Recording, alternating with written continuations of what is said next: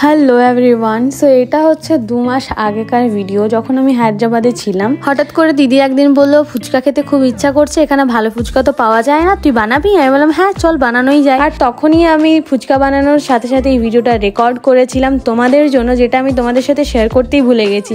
হঠাৎ করে গ্যালারিতে দেখতে পেয়ে আজকে তোমাদের সাথে শেয়ার করছি, তাই জন্য অনেকটা সরি তোমাদেরকে। যদিও ফুচকা রেসিপি তোমরা ইউটিউব চ্যানেলে পেয়ে যাবে, অনেক রেসিপি এখানে অ্যাভেলেবেল আছে।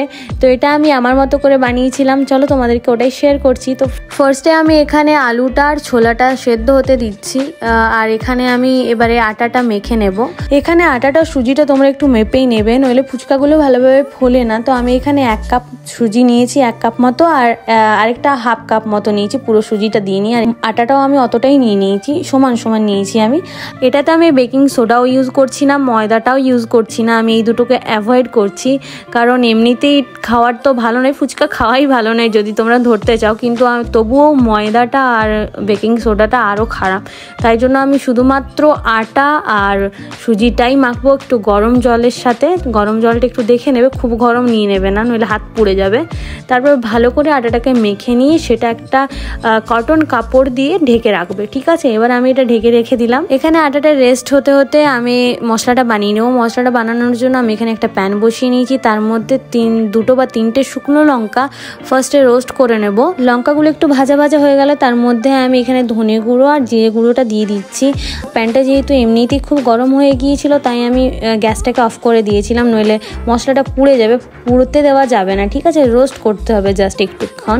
এরপর আমি এখানে শুকনো লঙ্কাটা আর ওই মশলাটা যেটা রোস্ট করলাম সেটা মিক্সার গ্রাইন্ডারে একটু মিক্স করে নেব। তোমরা এখানে মৌরিটাও অ্যাড করতে পারো, আমার কাছে মৌরি ছিল না। তোমাদের কাছে যদি গোটা মশলা থাকে, যেমন ধনে জিরের গোটা মশলাটা থাকে, তাহলে তোমরা ওটা রোস্ট করে নিয়ে মিক্স করতে পারো। আমার এখানে অলরেডি গুঁড়োটা ছিল, তাই জন্য আমি আর নিয়ে গুঁড়োটাকে একটু রোস্ট করে নিয়ে মিক্সার গ্রাইন্ডারে মিক্স করে দিলাম। ফুচকার জল বানানোর জন্য আরও কিছু লাগবে। এখানে আমি ধনেপাতা আর পুদিনা পাতাগুলো ভালো করে ছাড়িয়ে ধুয়ে নেব ফার্স্টে। তারপরে আমি এটার সাথে আদা লঙ্কা একসাথে বেটে নেব। এটাতে আমি কিন্তু কাঁচা লঙ্কাটা ইউজ করেছি, এখানে কাঁচা লঙ্কাটাই ইউজ করবে। আরেকটা জিনিস দেখাতে আমি এখানে ভুলে গেছি, এটার মধ্যে আমি কিন্তু তেঁতুলটাও দিয়েছিলাম। তেঁতুলটা আগের থেকে ভেজানো ছিল, এটার মধ্যে আমি তেঁতুলটা দিয়ে নিয়ে একসাথে মিক্স করে নিয়েছিলাম। এরপরে ফুচকার জল বানানোর জন্য অবভিয়াসলি ফার্স্টে নর্মাল জল নিতে হবে, পরিমাণ মতো জলটা নিয়ে নিও। তারপরে যেটা আমি মশলাটা বানালাম পুদিনা পাতা ধনে পাতা তেঁতুল দিয়ে, সেই মশলাটা দিলাম। তার সাথে শুকনো মশলাটাও দিলাম, যেটা শুকনো লঙ্কা ধনে জিরে গুঁড়ো দিয়ে বানালাম সেটা। তারপরে পরিমাণ মতো নুন দিয়ে ভালো করে ওটাকে মিক্স করে নাও। তারপর এখানে আমি একটা আনিয়েছিলাম পানিপুরি মশলা, যেটা কিনা আমি জানি না কেমন খেতে লাগে। এখানে চাট মশলা অ্যাভেলেবেল নেই, তাই এটা আনিয়েছি। যাদের কাছে চাট মশলা আছে অবভিয়াসলি ওটাই ইউজ করবে, কারণ ওটাতে টেস্টটা আরও বেশি ইনহ্যান্স হয়। এটাতে আমার অত বেশি ভালো লাগেনি, তবু ছিল না তো তাই এটি ইউজ করতে হয়েছে। এরপর বানাবো আলুটা ফার্স্টে আমি গরম ছিল প্রচুর, দেখতেই পাচ্ছ। আলু আর ছোলাটাকে এবার আমি নামিয়ে নিলাম। আলুটা এখনও গরম আছে যেহেতু কুকারের ভেতরেই ছিল।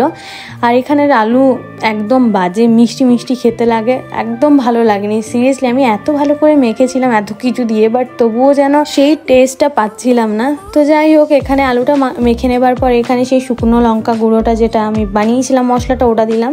তার সাথে ফুচকার জলটা যেটা বানালাম সেটাও অ্যাড করলাম, কারণ এটাতে টেস্টটা আরও বেশি ভালো লাগে। তারপরে ছোলাগুলো কিছুগুলো দিয়ে নিলাম, অতগুলো ছোলা দেবো না, একটু কম করেই দেবো। তারপরে পরিমাণ মতো নুন আর ওই পানিপুরি মশলাটা অ্যাড করলাম।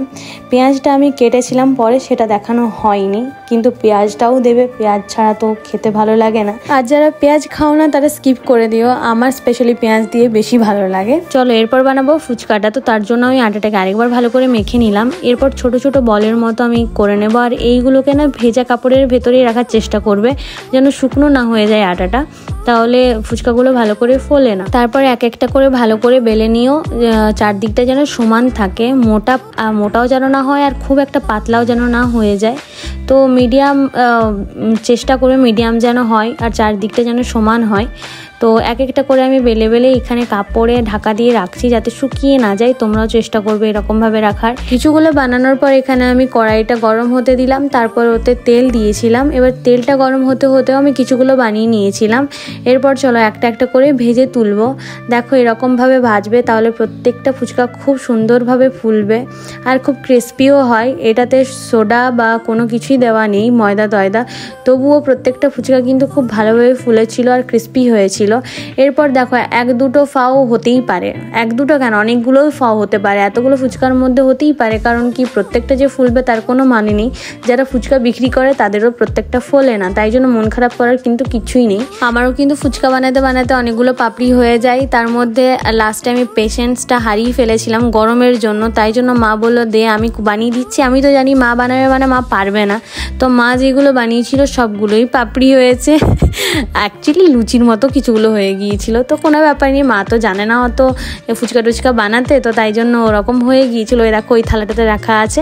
এরপর আসি টেস্টটা কেমন হয়েছিল। দিদি জিজু রিভিউ দিল যে খুব সুন্দর বানিয়েছিস, তো তাই শুনে আমি খুব খুশি হলাম, কারণ এত কষ্ট করে কিছু জিনিস বানানোর পর যখন ভালো লাগে না তখন অটোমেটিক্যালি খুব খুশি হয়ে যায় মনটা। তো তোমাদের এই ভিডিওটা কেমন লাগলো তোমরা কিন্তু নিশ্চয়ই জানিও, আর যদি ভিডিওটা ভালো লেগে থাকে ভিডিওটাকে একটা লাইক করে দিও, চ্যানেলটাকে সাবস্ক্রাইব করে দিও। দেখা হচ্ছে নেক্সট ভিডিওতে, বাই।